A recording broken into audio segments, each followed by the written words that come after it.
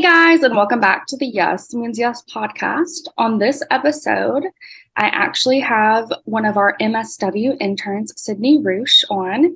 She has decided for her social media project that they were required to do for the semester to actually interview me. So I'm going to hand over the reins to Sydney at this point, let her ask her questions. And yeah, um, Sydney, do you want to say anything else about your introduction? Yeah, just hey y'all. We're happy to have you listening, and I'm so excited for you to get to know Faith a little bit more on what she does and how she is a huge part of our organization and interacts with clients. So, with that, just if you could just tell us a little bit about yourself, kind of just the normal people things at first. Okay. This is usually not the first question, so I like it. Um, well, for starters, I grew up in Alabama. I went to Auburn University, which is kind of where I found rape counselors. I have my master's in social work from Jackson State University, and I have my license. So I'm an LMSW, and I'm working towards my ILCSW, which is just a lot of words to say that I'm like a path licensed, and I'm working towards being fully licensed. Um, I just moved to Raleigh, North Carolina, and personal things. I'm not, You want like actual like things about me that are not work related? Yeah, like what's your favorite TV show to binge or movie? Favorite snack food, Okay. fast food, those Okay. things. Okay. I don't know. This is really bad. Now I understand So many to choose from. why my clients are being put on the spot when I ask them what they like to do with their lives. Um, okay. So in my free time, I will say that I love going to coffee shops, trying new places. I like traveling a lot. Hence why I moved to a city I've never been to before. Just, you know, um, I am close to family, have friends who happen to just be scattered all across the United States. So I'm go and see them a good bit. Um, I love reading. I've really recently gotten into cooking and baking, which is fun. And I want to start gardening. Yeah, okay. I'm on the gardening kick too. I don't really know how to start, but Yeah, same. uh, maybe one day. And now Mhm. that you've settled in Raleigh, Yeah, hopefully you can get some plants. Just sit on the windowsill, keep a yeah, little clean yeah, environment, happy some greens. yeah. Just starting out. So yeah, I feel like that's sufficient for me. Yeah, perfect.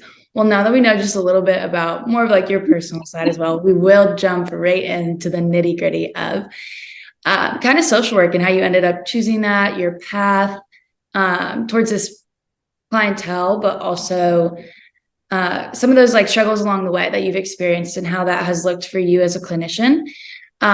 So we'll just start off with how did you end up choosing social work as your undergrad?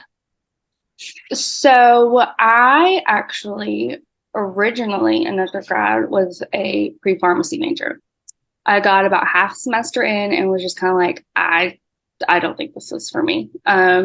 Wasn't even in the classes. They scared me out in the first like introductory thing.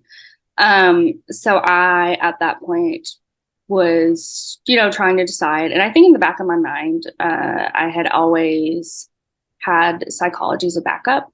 I had taken an AP Psych class in high school and I really enjoyed it. Like I just really had liked it. So I think in the back of my mind, therapy was always just like maybe. I had dealt with some kind of like mental health stuff when I was in high school and early college. So I had seen therapists, I had seen their jobs, and I was like, okay, this is cool. I could see myself doing this. So I actually got my undergrad in psychology. Um, and because I was very like much therapy clinical leaning. Then when it came time to kind of those last couple of years, I saw a ad or a email sent out for rape counselors, and I ended up doing 2 semesters of basically like internship work with them. After that point, I was still feeling really clinical. I had applied for a social work master's program just because I was kind of falsely under the impression that I would have to get a doctorate if I went any other way. I now know that's not true, but I still stand by that decision. And I think it was the best one I ever made because as I kind of got more into the field, I realized that I really loved just social work as a field and the vast opportunities and, variety of things that you can do with a social work degree. I love the clinical work I do now, but I don't think I'm ever going to be able to be someone who is in an office having 5, 6 clients a day. I kind of love what I do with rate counselors. And then I think I'm a better therapist because I have less clients and I kind of have a break between those, hour long, pretty, heavy topic sessions where you're holding a lot of feelings for another person. So I'm really, really glad that I chose social work for that so that I could just kind of have a chance to not just do clinical. I did end up, of course, being in the position I am now. I work along with rate counselors. I work part-time with a private practice. And I also work with our clients at RCEA who need it and are requesting therapy. So I think that I'm glad that I still, wanted to give clinical a chance because I love it. Because there was at one point I was like, no, I don't think I want to do clinical. I think I want to do all, macro work, which I think now the balance of both I really, really enjoy because there's, positives to both sides of it. So I think where I'm at now, I feel like I've kind of found my sweet spot between the two. And I'm really just glad I chose social work. If you are someone who's not 100% and it's also hard to be 100% right when you're a undergraduate with not a lot of, experience.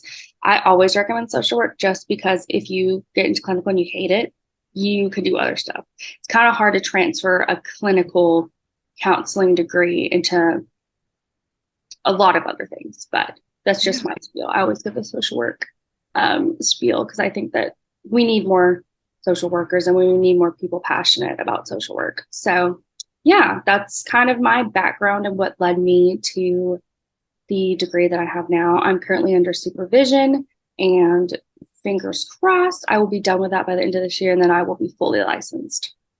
Wow. Well, that's incredible. It seems like it's been a journey that's been filled with learning stones and stepping stones, and you've really found your niche in a field that is, as you said, so diverse with opportunity and with the ability to work on different levels within individuals, systems of families, and then communities upwards to, counties almost. You can get all the way up there.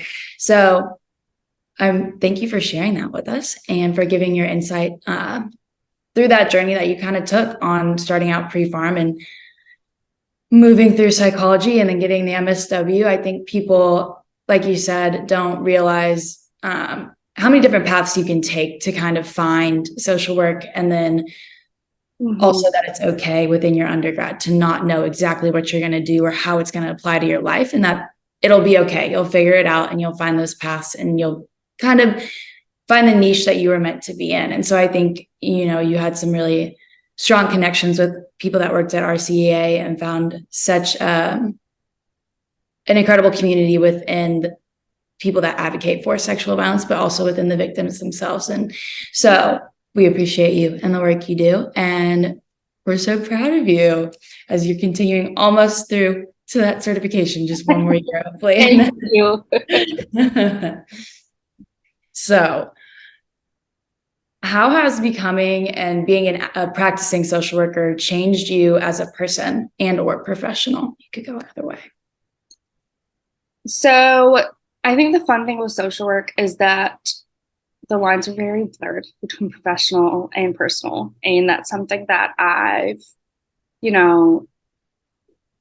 really, I don't want to say struggled with, but I've kind of tried to find the boundaries over the past few years, just because if I'm putting 100% of all of my emotions into work every day, I can't come home and be a good partner or daughter or sister or friend And that has been something, it's a learning process. And I know I'll be learning it for the rest of my life if I choose to stay in this career. That's, kind of emotionally draining. I think that with that, I have seen that a lot of my viewpoints, I don't even want to say, I guess it was just ignorance, just like, blinders on for the majority of my life, because I didn't see much past myself and people like me. I grew up in Huntsville, Alabama. Everyone, for the most part, I say everyone. And again, this could just be skewed of who I hung out with or was kind of most closely related to. Middle class, your dad was an engineer or worked on the arsenal, government type things. So it wasn't until I got to Auburn that I really got to experience diversity for the first time. And that was a big kind of like eye-opening thing for me to realize that not everybody had the stable, supportive family life growing up. Not everyone had that environment. And I actually remember like leaving one of my classes once and like texting my parents, being, thank you guys. Thank you for just being good parents and being there. Because I did not realize how, complicated some family lives for other people until I got to Auburn. So I think that going into that, getting deeper into my studies, it really made me realize that there's a lot we don't know. And one of my friends who's a social worker, we talk about this all the time. There's just so much gray. It's never black and white. It's always gray, and it exists on a spectrum. And so I feel like I'm just constantly learning and keeping myself open to learning because you never know. I think that, growing up, especially in Alabama, you hear certain things. You hear that people who are on welfare or lazy and could get a job if they wanted to. And then you work firsthand with such people or in, adjacent fields. And you're like, well, are they lazy or are they without childcare? And if they go work a job, then their children are alone. They're, 2 and 3-year-old. And then DHR gets called. Or what if they don't have transportation to get to said job? It's just so much more nuanced than I think so many people give it credit for.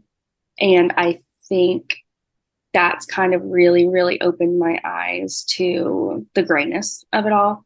Yeah. Just realizing that even in personal life, I can't just have professional beliefs and then personal beliefs, and they can't be different. It's very difficult for me to believe that there are people in our field who believe some of the things they do if they're seeing what we see day in and day out. So I think that's been one of the biggest things is actually, it's very easy to sit in a desk job all day and say, oh, this group of people just doesn't want to work. When it's like, we see firsthand that's not the case. Yeah. Almost never. So I don't know. Yeah, I think just a lot of things I've realized and they bled into my personal life and bled into my personal beliefs and made me want to advocate for those who don't have advocates, made me want to, fight for the people who maybe people don't listen to their stories or their reasons. And I think that that's been a big thing.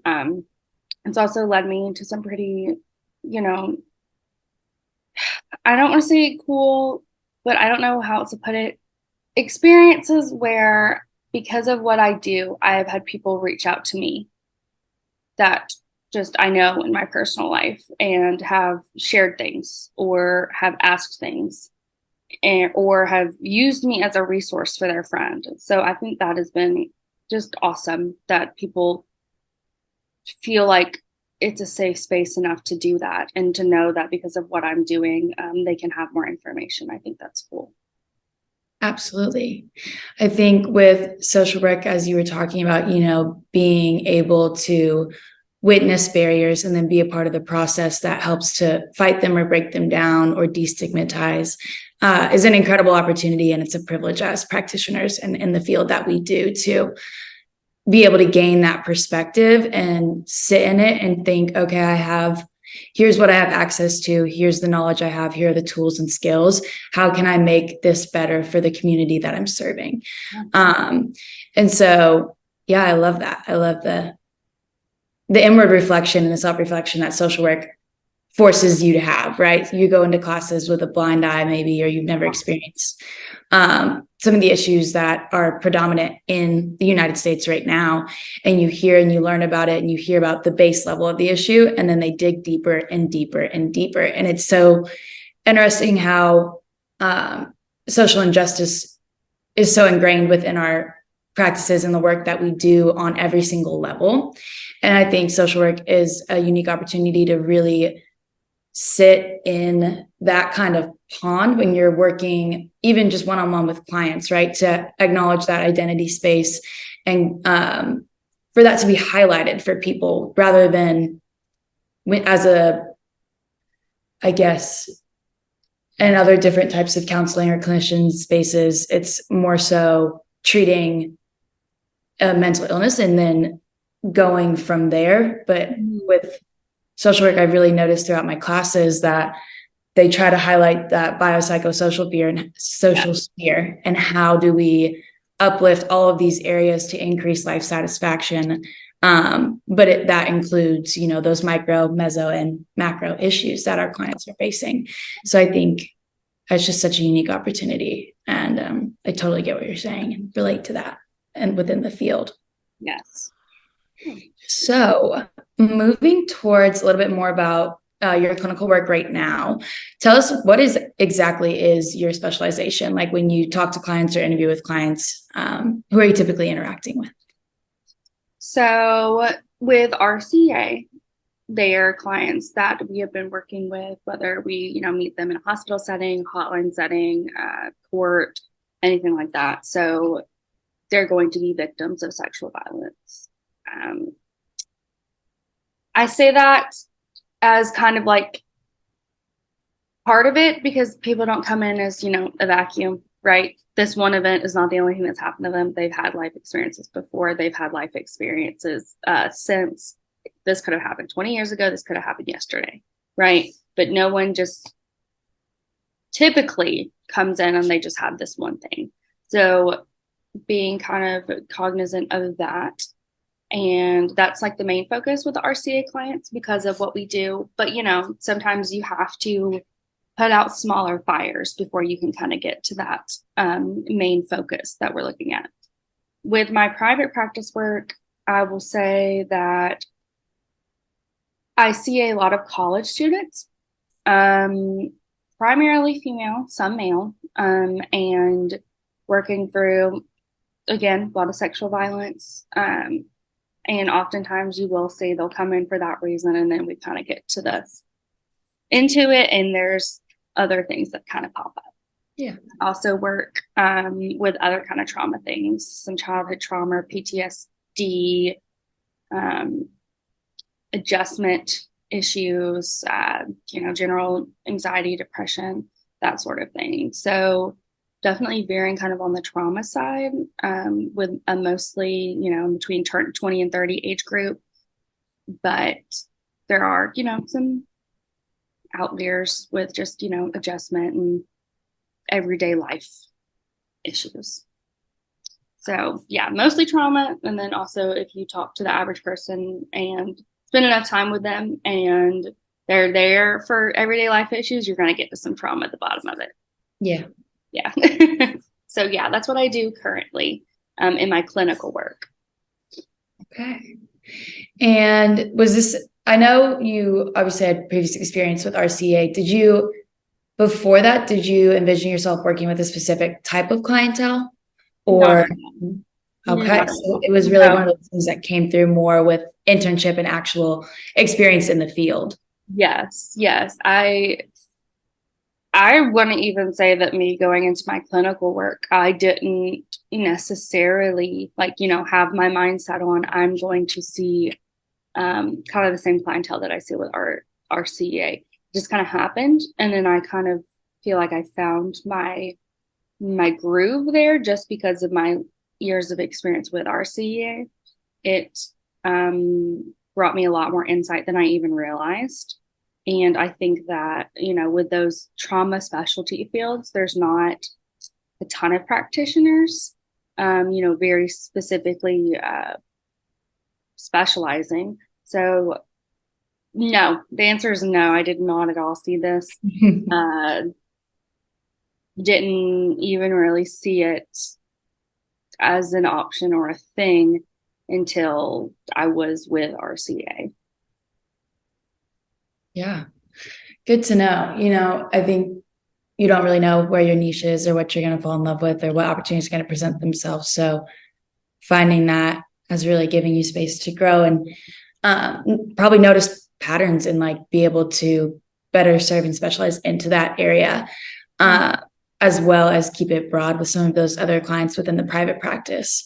And as you said, like there's always more than just one specific event that is talked about in therapy. It's not just the re-exposure of a traumatic event, but people have lived whole lives and they've gone through more pieces and aspects that build and build and build, and understanding that gives you just as much view into a patient as, the singular traumatic event.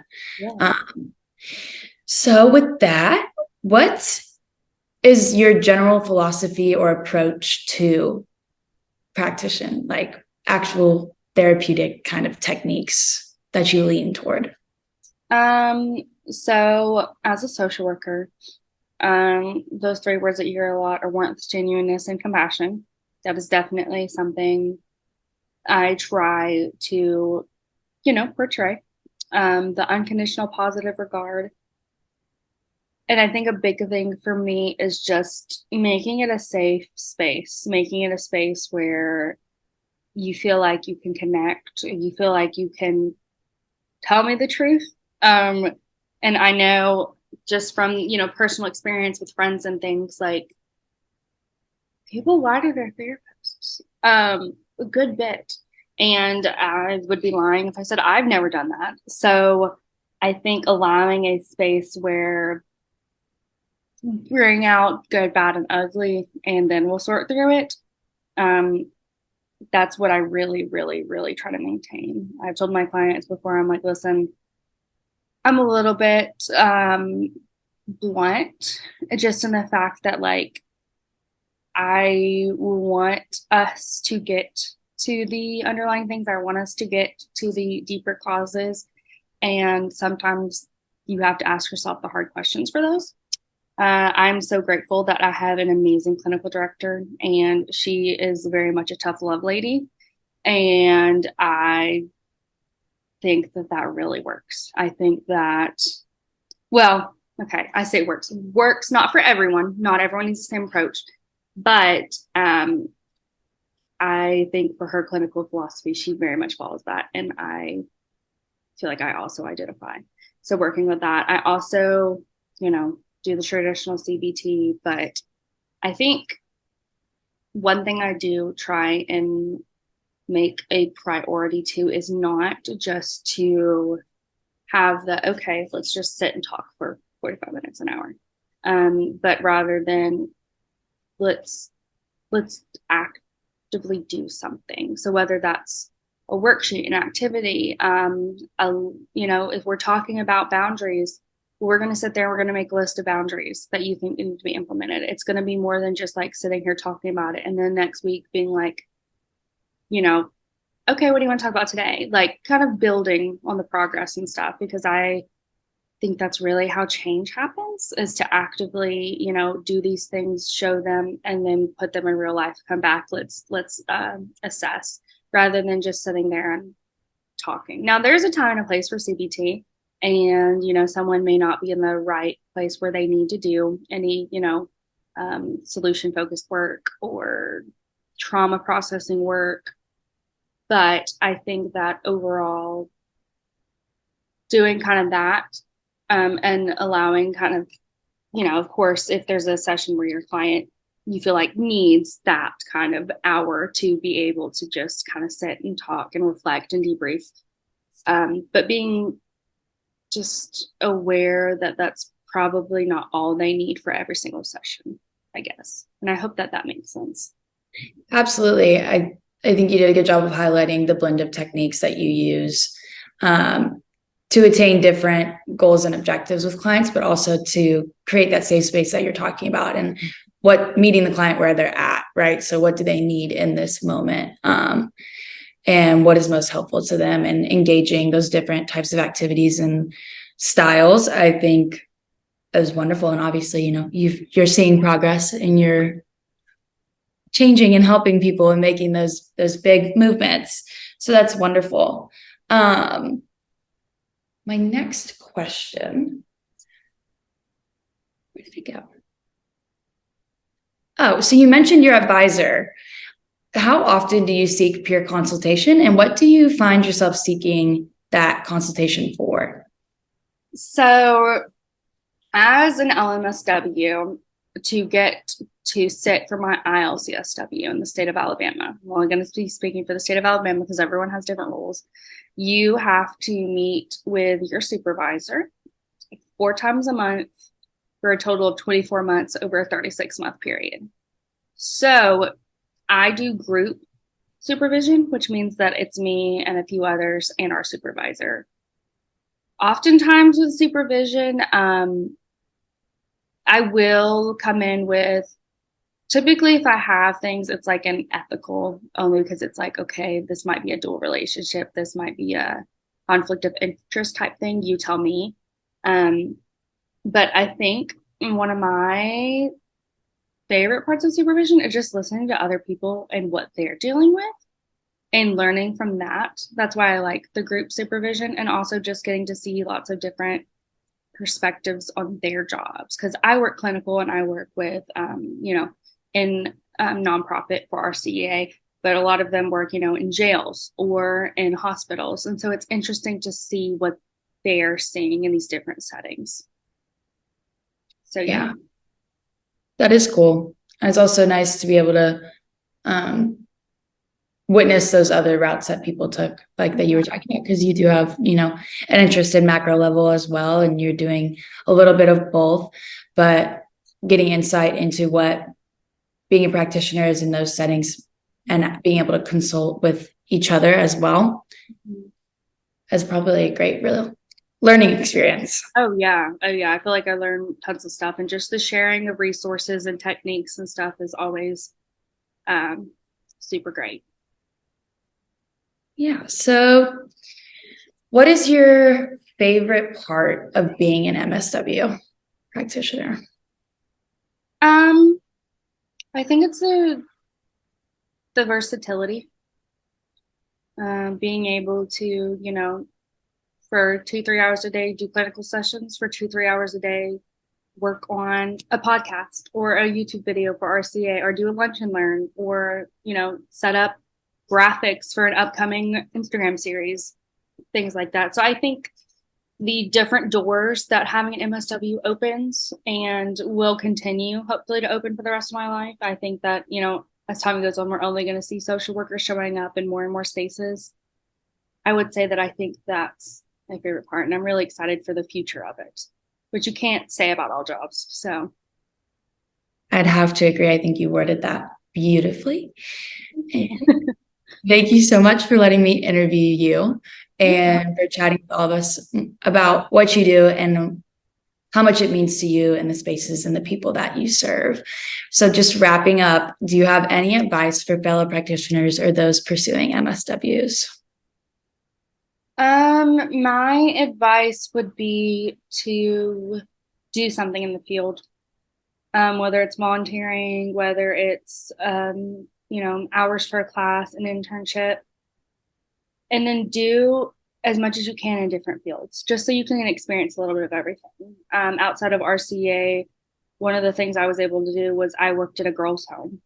And while I loved that experience, I realized, this is not the work for me. So I think it's really kind of trial and error. And you'd rather do that under a, lower risk circumstance as an internship or a volunteer than a full-time job when you're very much depending on that stability. So I think that would be my advice, is put yourself out there in your field and see what it all has to offer. Don't limit yourself. I think there's so many different options and opportunities, and I mean, the job that I have for RC, I literally wrote my grant for me to get the job, you know? So I think it's very, very cool to work in the different sectors that we work in and give them a shot. For clinicians, ask yourself why you're doing what you do.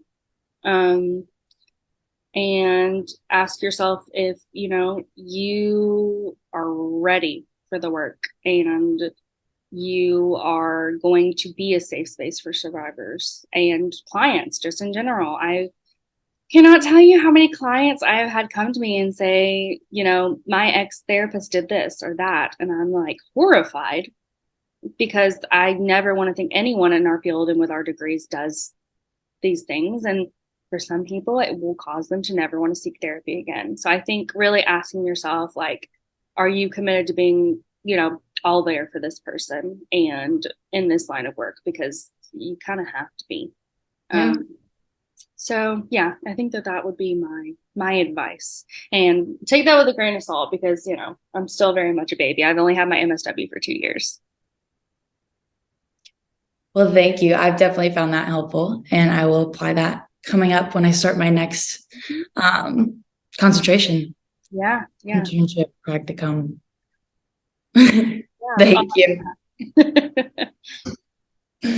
Thank you, Sydney, for interviewing me. This was fun and interesting to be on this side of the questions, I will say. Um, but I appreciated this and I'm thinking of me for your social media project. But yeah, thank you guys for listening. Thank you for, you know, supporting our podcast. We are going to miss Sydney after she's gone this semester, but I'm glad that we got to um, meet each other and work together some this semester. So I'm excited for her future in the social work field as she progresses. But yeah, that is all we have for y'all today. Thank you again for listening, and we will see you on our next podcast. Bye.